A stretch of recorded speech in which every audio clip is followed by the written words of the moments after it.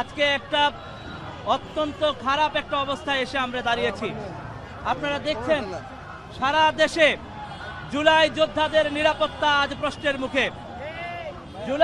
জুলাইয়ের পরিচিত মুখ, যিনি দিল্লির আধিপত্যবাদের বিরুদ্ধে স্পষ্ট বক্তব্য রেখে সারা বাংলাদেশের মানুষের হৃদয়ে জায়গা করে নিয়েছেন, তাকে আজ বাদ জুমার পরে গুলি করা হয়েছে। আমরা মনে করি দিল্লি এবং আওয়ামী পতিত শক্তি, ফ্যাসিবাদের পতিত শক্তি বাংলাদেশে গণতান্ত্রিক উত্তরণের পথে যে নির্বাচন, সে নির্বাচনকে বাধাগ্রস্ত করার জন্য এই ধরনের পরিস্থিতি তৈরি করছে। বাংলাদেশে জুলাইয়ের শক্তি বেঁচে থাকতে, আমরা বেঁচে থাকতে বাংলাদেশে কোনো অশান্ত পরিস্থিতি তৈরি হতে দিব না। এই সন্ত্রাসীদেরকে অবিলম্বে গ্রেফতার করতে হবে। এই সন্ত্রাসীদেরকে অবিলম্বে গ্রেফতার করতে হবে। দিল্লি থেকে আসা কোন শক্তি যদি বাংলাদেশে জুলাই যোদ্ধাদের উপর গুলি চালাতে চায়, বাংলাদেশ থেকে পালানোর আগে তাদেরকে গ্রেফতার করতে হবে।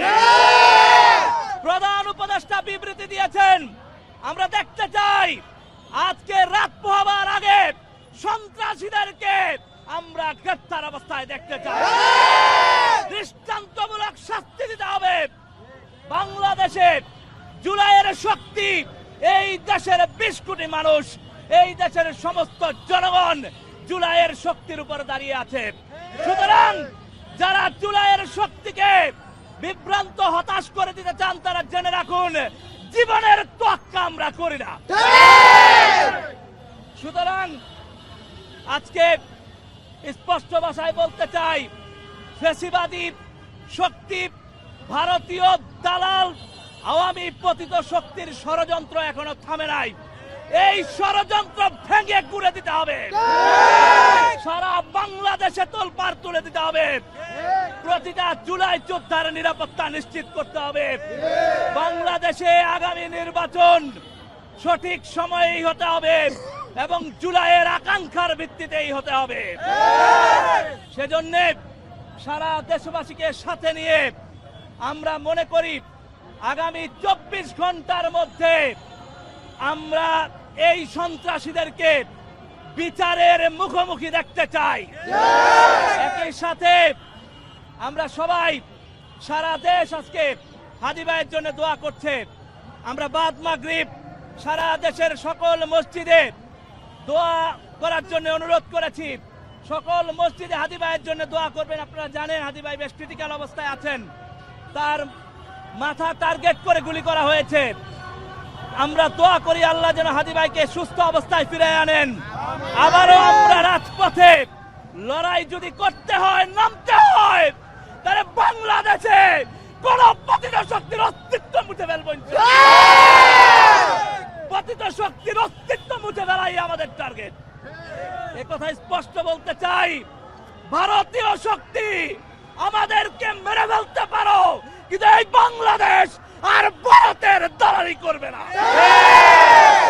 এই বাংলাদেশে যে স্লোগান উঠে গেছে, গোলামি না আজাদির স্লোগান, সেই আজাদি নিশ্চিত করবো ইনশাআল্লাহ। দিল্লি না ঢাকার স্লোগান, ঢাকার অখণ্ডতা সার্বভৌমত্ব নিশ্চিত করবো।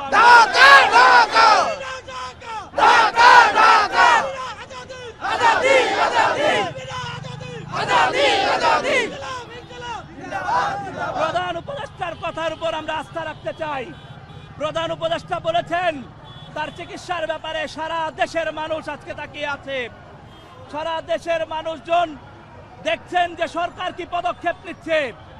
আগামী 24 ঘন্টার মধ্যে যদি হাদী ভাইকে আক্রমণ করা, গুলি করা সেই সন্ত্রাসীরা গ্রেফতার না হয়, সারা বাংলাদেশ অচল করে দেওয়া হবে।